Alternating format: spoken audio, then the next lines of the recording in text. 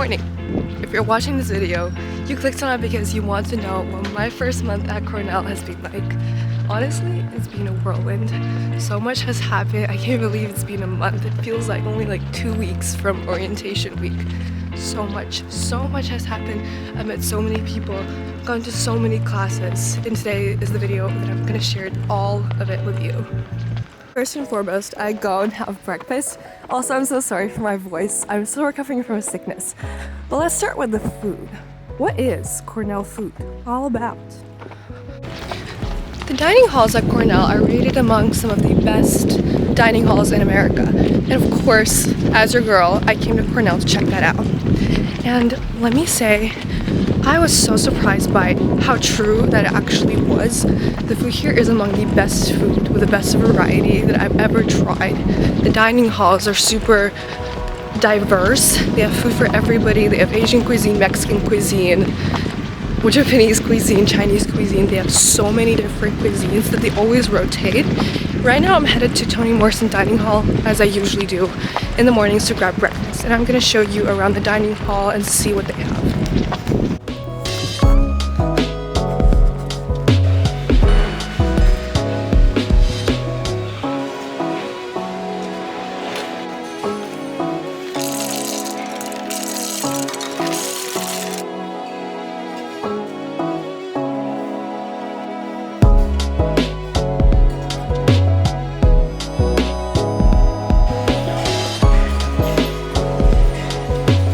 I just finished my breakfast, genuinely some of the best breakfasts I've had. And actually back home I never used to have breakfast because I don't know, my food was never really that good. But Cornell has been pushing me to eat breakfast every single day. And it really made a change in my life because I'm more fueled, I have more energy in the morning.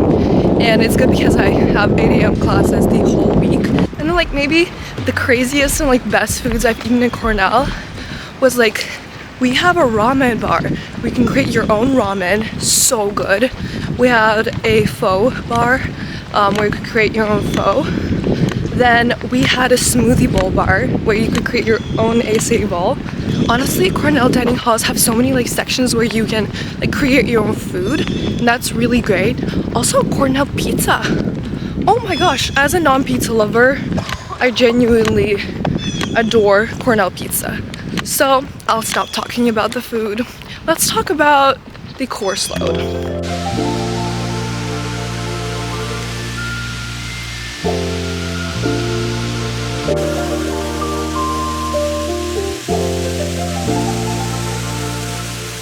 Work at Cornell. Homework, classwork, schoolwork. How has it been? It's been tough. It's been really tough. I'm not gonna be lying in this video, you know, not being completely honest with you guys because I want you to understand what it's really like to be here. Yeah, it's really hard. And I can't speak for all majors. I am the Applied Economics and Management major at the Dyson School of Business, but I can speak for at least 2 majors. I think it's engineering and my major. We have a lot of core classes, which means that we have to take a scope of like required classes that are usually very hard. So those have been actually pretty brutal, because they usually have only one professor teaching them, which means the variety is not that big. I've had many sleepless nights working on essays, projects, case studies, spreadsheet papers, and yeah, the deadlines are tough, and there are a lot of assignments, at least in the major that I'm studying, and I won't be complaining because this is exactly what we all signed up for. But I feel like going from high school to here has been a bit of a culture shock because, you know, you're not used to getting so much homework. And yeah, you do have like 45 classes, not like 11 classes like you did in high school. But you have so much more work and the work is more rigorous. So that is kind of a bit of a shock, and you definitely have to adapt to that.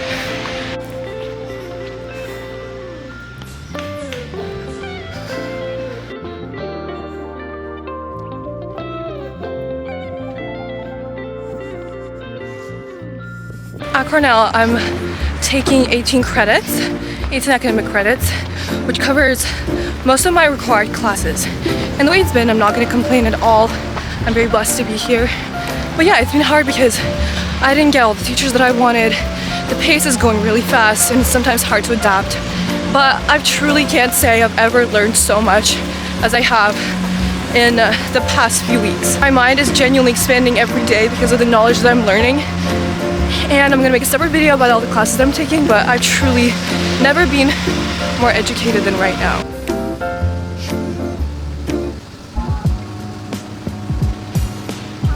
When you come to college, you'll find out that time management that worked in high school is not going to work here. You're gonna have to reschedule your whole life and make sure that you fit your deadlines. And that's what I've been doing with apps like Google Calendar and Notion. I plug in every single deadline that I have, every single assignment due, paper due, and I make sure I'm on top of that all the time. And sometimes I've had projects that were so big, I had to skip on other work, and that is not a good experience. But that is college, and you have to be accepting of all the challenges you'll be facing here. I think the realest truth I can give you about academics in college is that nobody is going to be playing to your rhythm. All the professors, all the student advisors, course assistants, they are not going to be playing to your own rhythm. You are going to have to adapt to all these new rules and new ways because that's what it is. This is more of like an adult life. And not like your teachers in high school, nobody's going to be giving you like extra credit when you ask for it. Nobody's going to give you like late assignments due, you know? Nobody's going to play by your rhythm, and you just have to adapt to that and make sure that you just stay strong and understand that you can totally power through college. And honestly, this is in a way a pep talk to myself because, you know, sometimes I realize that nobody's going to be listening to me. I have to listen to other people and make sure that I do what they ask me, and that's completely fine. Right now I'm headed to my microeconomics class, which starts at 8:40, and the time right now is 8:30. So I'm gonna head out there and show you the lecture hall a bit and then see you after class.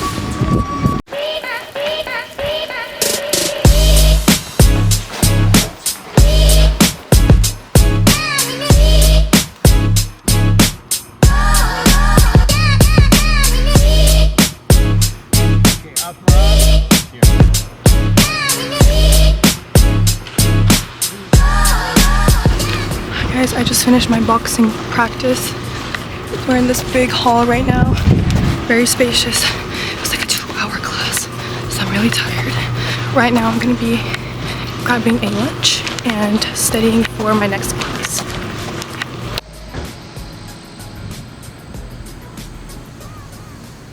I'm currently done with my boxing class. It was a 2-hour session, which is pretty long for me. I feel really sweaty and hot. Right now I'm going to be going to grab some lunch and study in my favorite study spot. I'm going to be showing you my favorite room in all of Cornell. It's really small, quite gate-kept, but I'm going to show it to you guys. Super pretty, super cool. And next I'm going to be talking about clubs.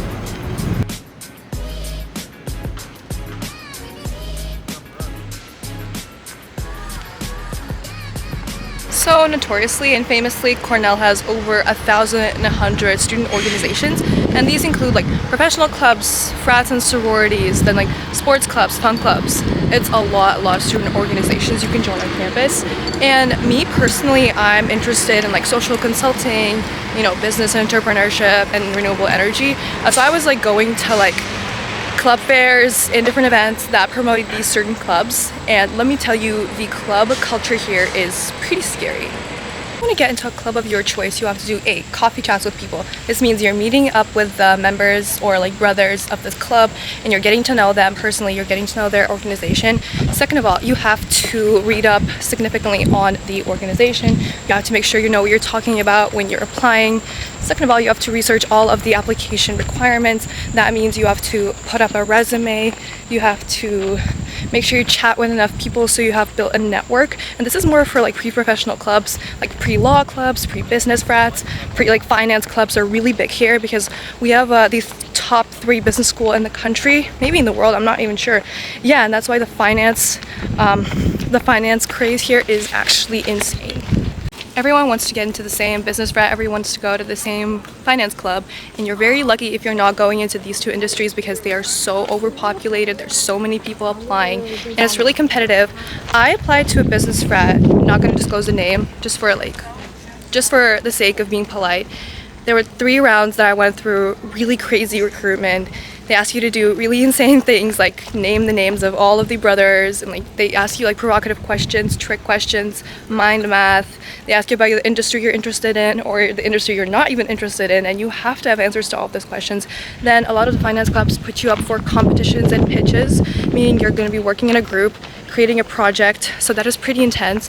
Just like be ready that like there will be process like this where you will be tested continuously.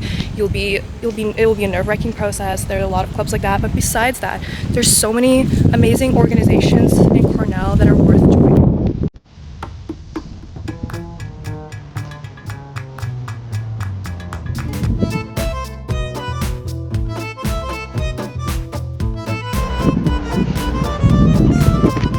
Such a beautiful day. And you know, if you don't get into clubs, it's not the end of the world. I'm just like talking about the presence of a toxic atmosphere in some club recruitment processes.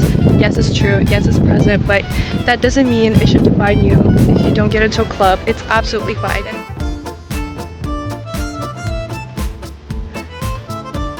This is the study spot that I was talking about. It's located in Willard Straight Hall.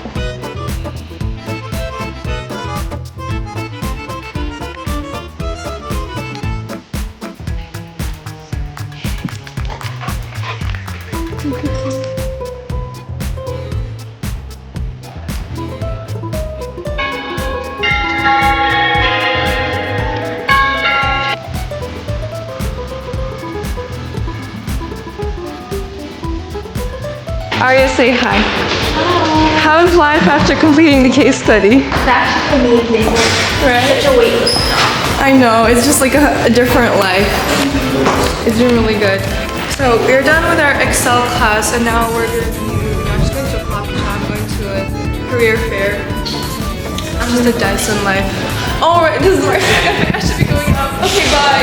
Oh, wait. Okay.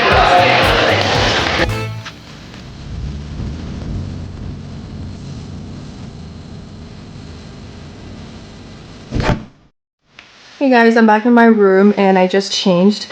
I'm preparing to go to a career fair, office hours, and then an info session for one of the clubs that I'm applying to. Yes, very busy evening. And after this, I'll continue talking about making friends in college and how the experience has been like for me. Making friends in college has been such a rewarding experience. It's so much easier than I expected. And it all started during orientation week. It's the week before your classes start and you have a whole week, you know, like just making friends, you know, communicating with people. That was like one of the most fun weeks of my life because I got to meet so many new people, and everybody was so open to just like talking, discussing, making friends, and like the kind of like this like optimism and this like being open and openness from people is so rewarding. Guys, I'm at Warren Hall right now. I got my iced latte and I'm all suited up. I'm gonna go to my office hours now to finalize some information for my case study. Then I go for my info session, and lastly, I have the career fair where I'm gonna be going to potential employers, showing them my resume, talking to them, networking. Also, my new nails. Really excited to show them. So I'm gonna be seeing you later, and then I'll continue talking about the friends that I made in college. I just got out of the career fair. I got some freebies. Got a stack of my resumes that I gave out. Oops, don't look. This was such an interesting process. I got acquainted with many different companies. I got my little name tag.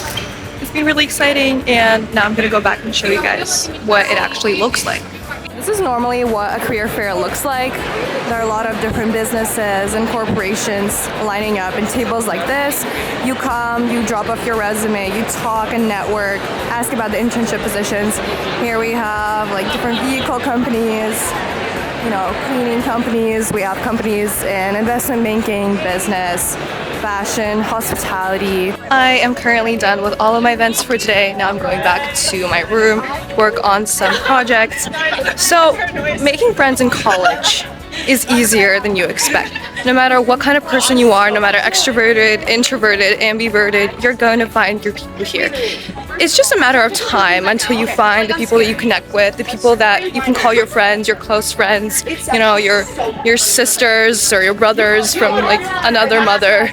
It's really great, and like the scene in Cornell is so much better than I expected. During orientation week, as it normally is, but, you know, people are very communicative, and a lot of people just talk and interact. But I've also found that like even when classes started and people are supposed to be like more busy and depressed, they still go out of their way to make friends, and that's really warming to my heart because people are so open here. No matter who you meet, everybody's willing to get to know you no matter who you are.